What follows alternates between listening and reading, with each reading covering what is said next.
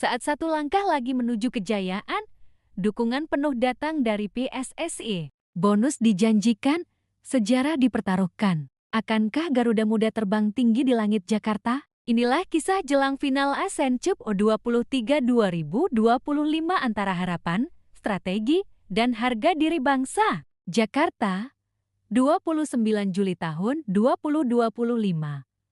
Oleh tim Cekwaktait. Final ASEAN Cup U23 2025 kian memanas. Garuda Muda hanya tinggal selangkah lagi dari gelar juara. Sorotan bukan hanya tertuju pada laga sengit melawan Vietnam di Stadion Utama Gelora Bung Karno, Jakarta, Selasa malam 29 Juli tahun 2025, tetapi juga pada bentuk dukungan konkret dari Federasi Sepak Bola Indonesia, PSSI.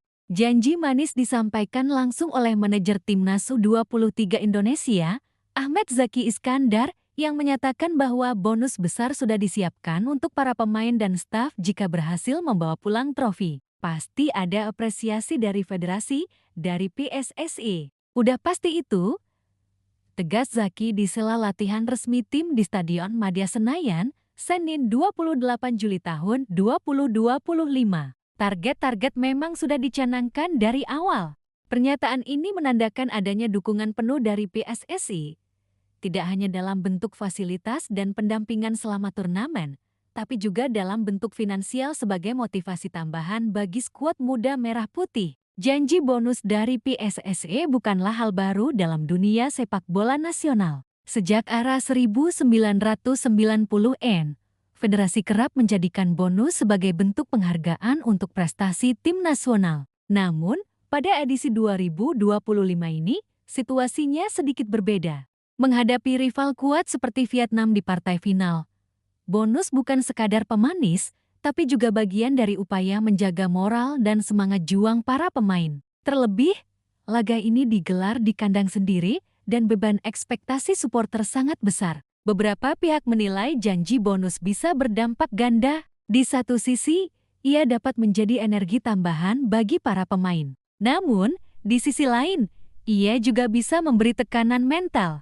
Psikolog olahraga Dr. Vira Wulandari dari Universitas Negeri Jakarta mengungkapkan, bonus bisa memotivasi, tapi jika tidak dikelola dengan baik, pemain justru bisa terlalu fokus pada hasil, bukan pada proses. Ini yang bisa mengganggu konsentrasi saat pertandingan penting seperti final. Karena itu, menurut Vira, peran pelatih dan manajer sangat penting untuk menjaga keseimbangan mental pemain. Ahmad Zaki sendiri menegaskan bahwa pembicaraan tentang bonus hanyalah pelengkap. Fokus utama tim tetap tertuju pada laga final dan tak ingin terlena dengan wacana apresiasi. Jangan melewati hari besok dulu, kita berjuang dulu, nanti kita lihat hasilnya, ujar Zaki. Sebuah jawaban yang mencerminkan sikap hati-hati dan fokus yang tinggi.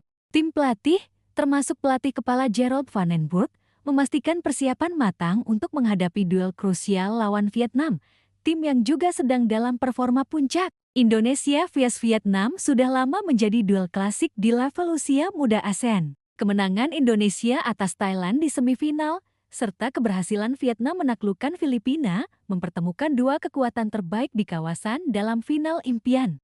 Timnas U23 Indonesia memiliki misi revanche setelah kekalahan menyakitkan dari Vietnam pada final edisi 2023 lalu di Rayong, Thailand. Kala itu, anak asuh Shin Tae yang kalah lewat adu penalti. Kali ini kami ingin menang dalam 90 menit, ujar Van den Burg dengan tegas dalam konferensi pers jelang final. Sebaliknya, pelatih Vietnam, Kim Sang-sik, menyatakan siap merusak pesta tuan rumah. Kami tahu tekanan besar dari supporter mereka, tapi pemain kami tidak takut, katanya. Timnas Indonesia pernah merasakan manisnya gelar juara ASEAN U23 pada 2019 di bawah pelatih Indra Syafri, setelah mengalahkan Thailand 2-1 di final. Jika Garuda Muda menang malam ini, maka Indonesia akan mencetak sejarah sebagai negara kedua yang mampu meraih 2 gelar juara setelah Vietnam. Sejak turnamen digelar pada 2005,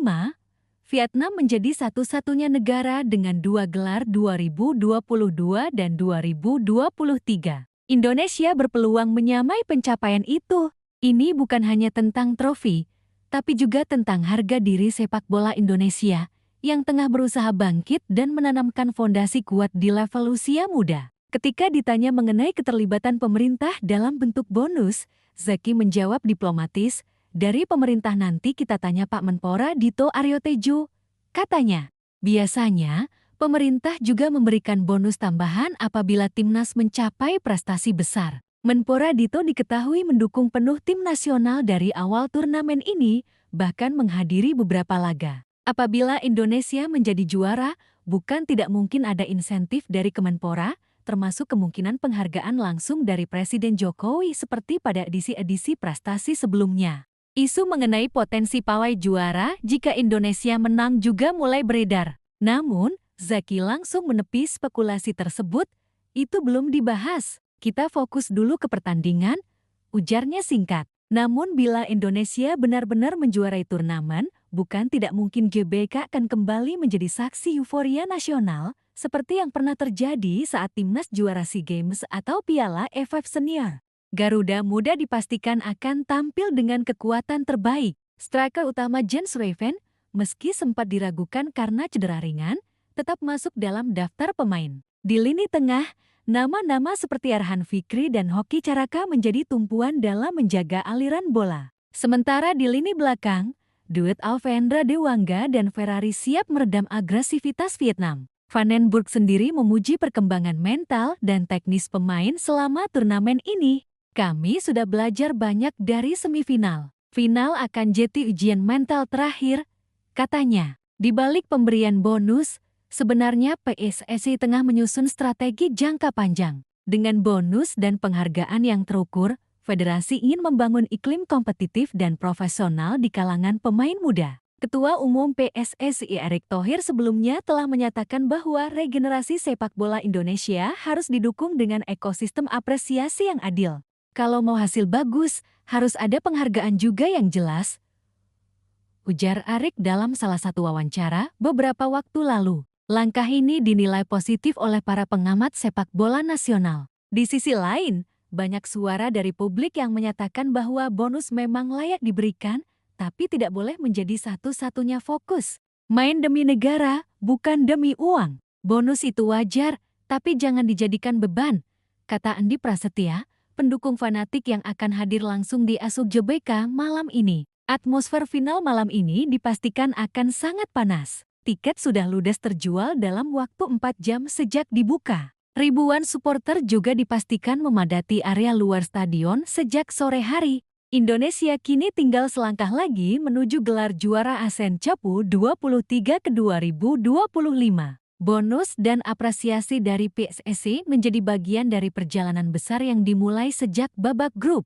Namun malam ini, semua kembali ke lapangan. Di atas rumput Gelora Bung Karno, semua janji, strategi, dan mimpi akan diuji dalam 90 menit yang penuh tekanan. Apakah Garuda Muda akan terbang tinggi dan membawa pulang trofi?